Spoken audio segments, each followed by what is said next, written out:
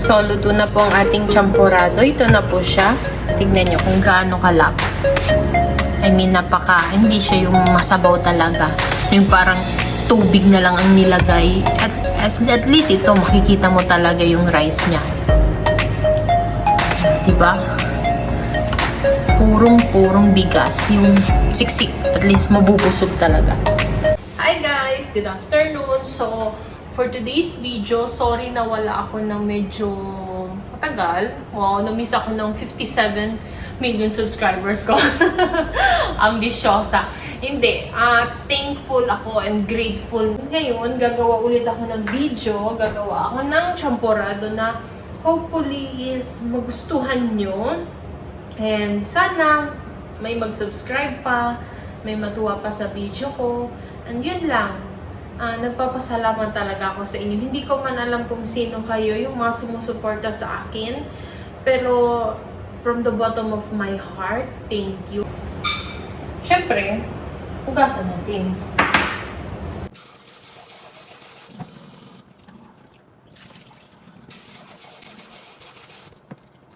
Mga 2 to 3 times ang hugas sa ating malastig para sure na malinis naman yun.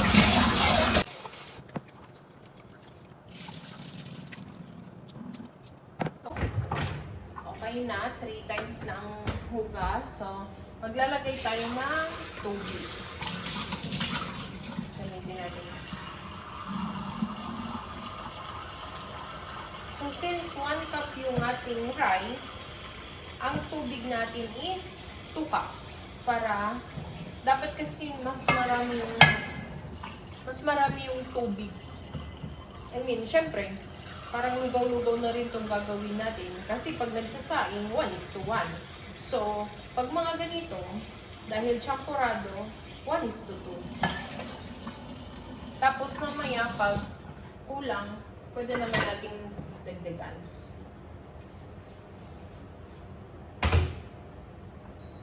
So, ayan, tatakpan lang natin. Hintayin natin itong mag-boil. So, pag nag-boil, check natin kung yung bigas yung nag-pop na siya. Ganon. Pag nag-pop na, at saka medyo lumalapot na yung ating tubig, so, pwede na natin ilagay ang ating cocoa powder.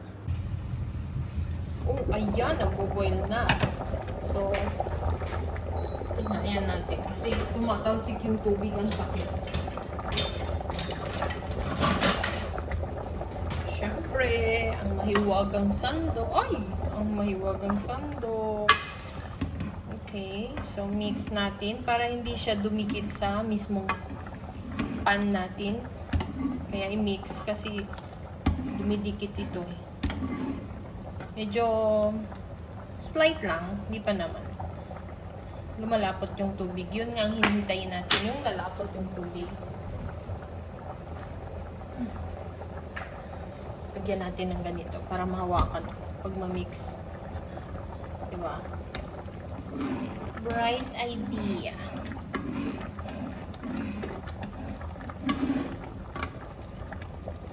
Okay.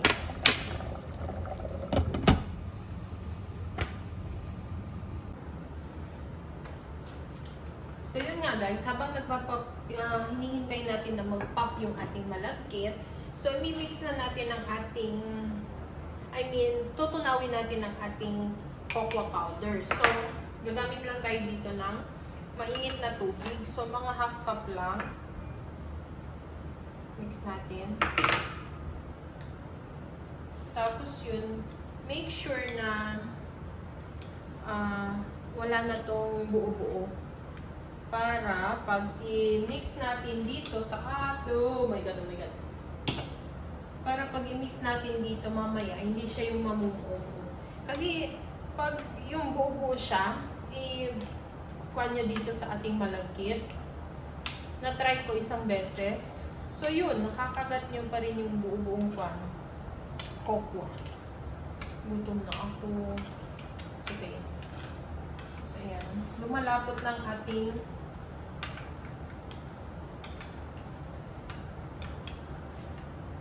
tubig. So, medyo malapit-lapit na to. Check natin ngayon kung nag-pop up na, kung nag-pop na yung ating rice. So, ito na yung malagkit natin. Naging na siya, malapot, at saka kumunti na yung tubig. So, mag-add tayo ng 1 cup na mainit na tubig. At saka nagpan na rin yung rice, so ano ba to, nag-pop na siya. Ewan ko kung makikita nyo. Yun. I got against the light. Ito. Pakita ko. Yan, nag-pop na siya. So, ngayon, i-boil lang natin siya ng mga isang beses. Pwede na natin ilagay yung ating kokwa. Tinunaw na kokwa sa mainit na tubig. So,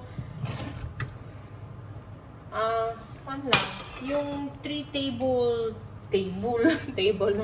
yung 3 tablespoon na kokwa powder, dinagdagan ko lang ng half cup of mainit na tubig, syempre, para mas matunaw talaga siya. So, yun. So, mag-boil lang to ng mga isang beses. So, tapos ilalagay na natin tong ating mixture. I mean yung ating tinunaw na cocoa powder.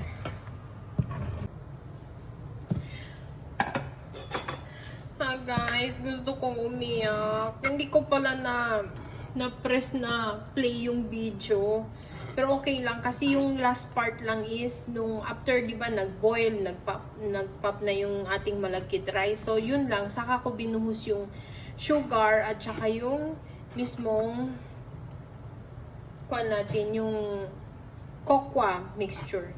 Sige lang, wala namang perfect. Kaya, yun lang. Yun lang ang na-miss sa video na hindi ko na-record is yung nilagay ko yung cocoa at saka yung sugar. Yun lang po.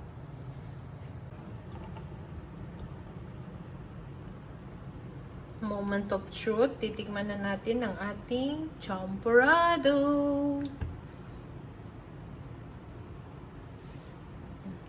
So, yun, 3 ingredients lang. May merienda na kayo. Ayan, tapos buhusan natin ng iba po. Okay, yan lang. Tama na. So, ayan, titikman na natin ang ating champorado. Sana nakikita nyo. Naparami yata yung gatas ko. Pero okay lang. Mas marami gatas, mas masarap. So, mga nasa 20 minutes lang ang pagluto ko nito. May merienda na. Chan, chan, chan. Dami nga ng gatas ko. napaka saucy. Saucy. Ang dami niyang sauce. Sauce. Ano nang pinagsasabi ko? Anong oras na ba? Time check, 4:23. Ito na yung lunch ko. Lunch at dinner na siguro. Tignan natin.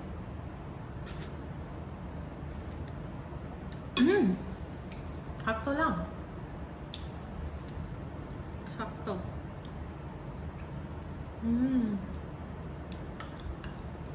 Isa pa. Ito-take ko yung chance na ito para magpasalamat sa mga 57 subscriber ko. 57 million na para sa akin. Million din. I mean, magpasalamat na thank you na nagtiwala kayo sa akin or magtitiwala kayo sa akin. Thank you na nagustuhan niyo yung video ko na mahablang ka. So, hopefully magustuhan niyo din tong video ko na champorado. Napakadali niya lang gawin at saka yung mga ingredients is I'm sure meron tayo sa bahay. I mean, hindi na kailangan maghanap, yung mahirapan pa. Yung availability niya is meron talaga sa bahay. So, para mas madali tayo magkaroon ng merienda sa hapon. So, again, please like and subscribe. Kahit okay lang kung gusto niyo mag-share, pwede rin, pero parang abusada na. Pero okay lang kung gusto niyo, much better. Pero thank you sa mga nag-subscribe at sa mga hindi pa, please subscribe, click the notification bell button also para lagi kayong updated sa aking mga video. Yun lang po. Thank you. Buenos dias, Hong Kong. Hasta mañana. Bye-bye!